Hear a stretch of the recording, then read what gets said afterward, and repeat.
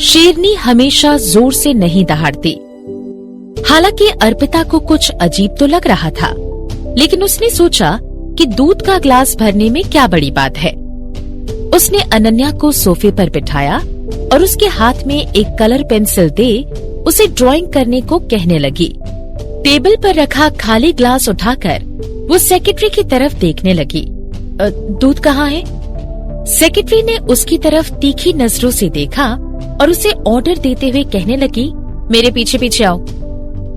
अर्पिता उसके पीछे पीछे गई और लाउंज के किचन में पहुंची। ना कि वहाँ सिर्फ फ्रेश दूध था, बल्कि दूध गर्म करने के लिए गैस भी था। लिटिल प्रिंसेस हर रोज गर्म किया हुआ दूध पीती है, तुम एक बार ये करके दिखाओ। मैं यहीं खड़ी देख रही हूँ, अगर तुमसे कोई गलती होती है तो मैं तुम्हें बताती हूँ। सेक्रेटरी साइड में हाथों की घड़ी करके आराम से खड़ी होकर कहने लगी। सेक्रेटरी की आवाज में इतनी नम्रता नहीं थी, लेकिन उसमें कोई बुरी बात भी नहीं थी। अर्पिता को खाना बनाना नहीं आता था, इसलिए किचन में वह थोड़ी नर्वस थी। पहले उसने सोचा कि वह खुद के लिए नूडल्स बना सकती है। हालांकि कल किचन को जलाने के बाद और संजय से अपना बोनस खो देने पर उसे किचन में जाने से और भी डर लगने लगा। खुशनसीबी थी कि उसे सिर्फ दूध गर्म करना था। उसने दूध को पैकेट से निकाला और उसे बर्तन में डालकर गैस शुरू करके गर्म करने लगी। जल्दी ही दूध उबलने लगा। वो दूध को गिलास में डालने ही वाली थी कि उसने सेक्रेटरी की आवाज सुनी। क्या तुम्हें पता नहीं है कि दूध को गर्म करने से दूध के न्यूट्रिएंट्स खत्म हो जाएंगे? अर्पिता खामोश थी। फिर से करो। सेक्रेटरी ने अर्पिता द्वारा भरे हुए दूध के ग्लास को बेसिन में फेंक दिया। अर्पिता को गुस्सा आया, पर वो चुप रह गई। गलती तो उसी की ही थी। वो इतनी नर्वस थी कि वो भूल गई थी कि गैस के टेम्परेचर को भी सेट करना है। उसने सेक्रेटरी की ओर देखा और फिर से दूध गर्म करने लगी।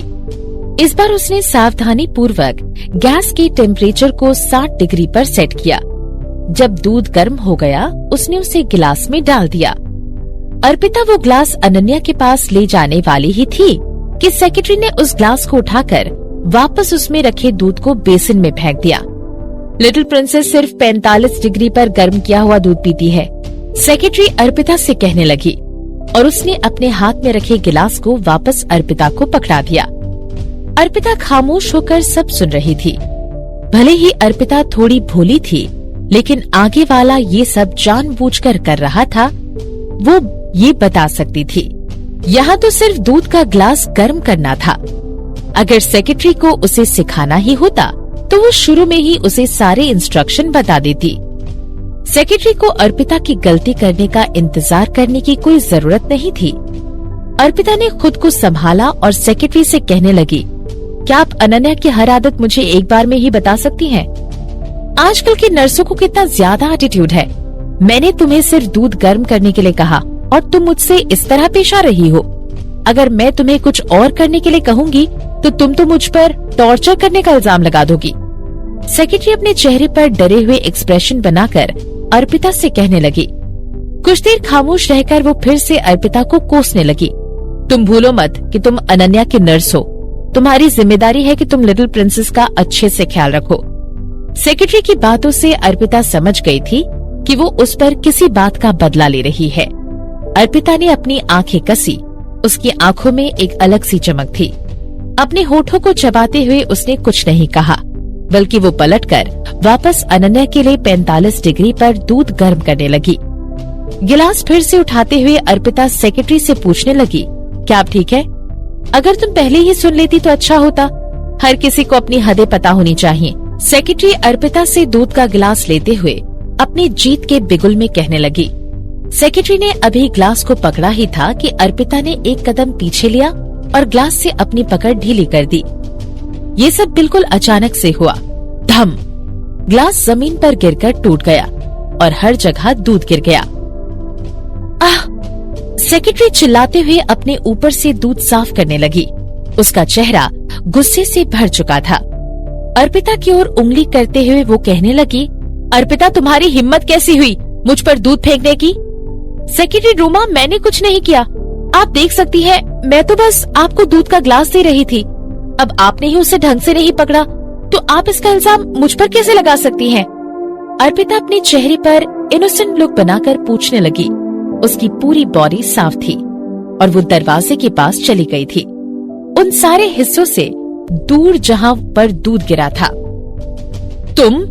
सेक्रेटरी चिढ़कर अर्पिता से कहने लगी। आखिर में उसे अर्पिता को बोलने के लिए कुछ नहीं मिला।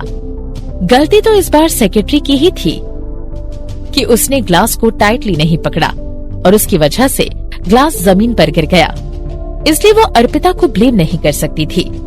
हालांकि अगर अर्पिता ने इतनी जल्दी ग्लास को नहीं छोड़ा होता तो शायद सेक्रेटरी रोमा पर वो ग्लास नहीं गिरता।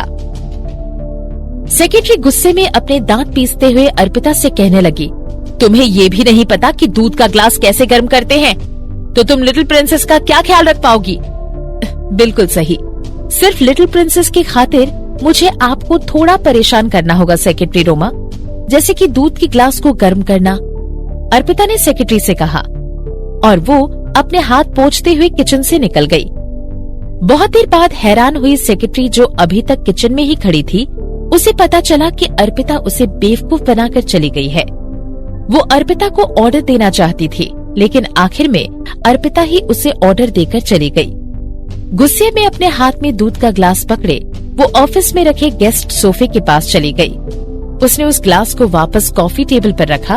अपने चेहरे पर एक्सप्रेशन को बदलते हुए वो फिर से कहने लगी, जाओ और लिटिल प्रिंसेस की दवाई लेकर आओ, वो फर्स्ट फ्लोर की लॉबी में डिलीवर हो चुकी है। अर्पिता ने खामोश होकर सेक्रेटरी की बात सुनी और अपना सिर उठाते हुए उसकी तरफ देखने लगी। उसे याद आया कि सेक्रेटरी डिपार्टमेंट ने कल ही अनन्या के मेडिसिन बॉक्स को डायरेक्टली संजय के ऑफिस में भिजवा दिया था। हालांकि अनन्या का ख्याल रखना उसकी ड्यूटी थी और ये तो बिल्कुल एक सिंपल बात थी, नीचे से अनन्या की मेडिसिन बॉक्स को लाना। अर्पिता प्रेसिडेंट ऑफिस से निकल गई और मित्तल कॉर्पोरेशन के फर्स्ट फ्लोर की लॉबी में पहुंची। फ्रंट डेस्क पर पहुंचे उसने पूछा, मैं यहाँ लिटिल प्रिंसेस का मेडिसिन बॉक्स लेने आई हूँ। Medicine box?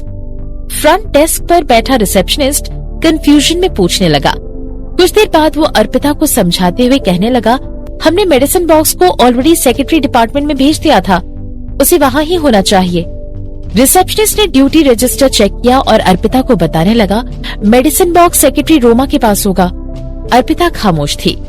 एक बार फिर से उसके साथ ये सब जानबूझकर किया गया था।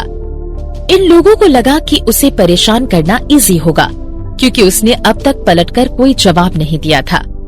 अर्पिता पलटकर लिफ्ट के पास जाने लगी। जब वो प्रेसिडेंट ऑफिस पहुंची, उसने देखा कि सेक्रेटरी रोमा अनन्या के साथ अंदर बैठी हुई थी। सेक्रेटरी रोमा ने जैसे ही अर्पिता को देखा, वो चिढ़ते हुए अर्पिता से कहने लगी, मैंने तुम्हें मेडिसिन बॉक्स लाने के लिए कहा था, तो तुम खाली हाथ क्यों आई हो? इससे पहले कि अर्पिता कुछ बोल पाती, वो अनन्या की ओर देखने लगी।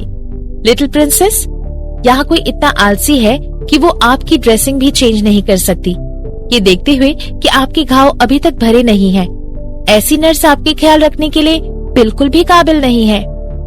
ऐसी बहुत सारी चीजें थी जो अनन्या नहीं समझ पाती थी, क्योंकि वो एक छोटी बच्ची थी। लेकिन सेक्रेटरी रोमा की बातों से साफ जाहिर हो रहा था कि वो कुछ गलत कह रही है। अनन्या ड्राइंग करने में मग्न थी।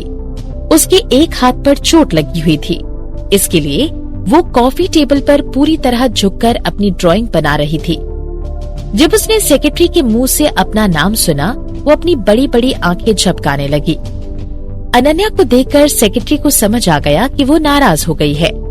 सांस लेते हुए वो अपनी बातों को कंटिन्यू करने लगी। कुछ लोगों का ध्यान बिल्कुल अपनी जॉब पर नहीं रहता। अगर वो यहाँ रही तो बस आपको गुमराह करती रहेगी। आप मिस्टर संजय से अपनी नर्स चेंज करने को क्यों नहीं कहती? किसे चेंज करना है? अनन्या ने अपनी कलर पेंसिल नीचे रखी सेक्रेटरी से पूछने लगी। उसे देखकर ऐसा लग रहा था कि वो इस मामले के लिए सीरियस थी। सेक्रेटरी अपनी बात को कंटिन्यू करते हुए कहने लगी, अर्पिता को चेंज करके किसी और को रखने के लिए। अर्पिता सिर्फ अनन्या की वजह से ही ऑफिस में इतना शो ऑफ कर पाई थी। अगर सेक्रेटरी रोमा अनन्या को पर्सनली कन्विंस कर लेती अर्पिता को निकालने के लिए, तो देखते हैं कैसे अर्पिता इस बेइज्जती को झेल पाती।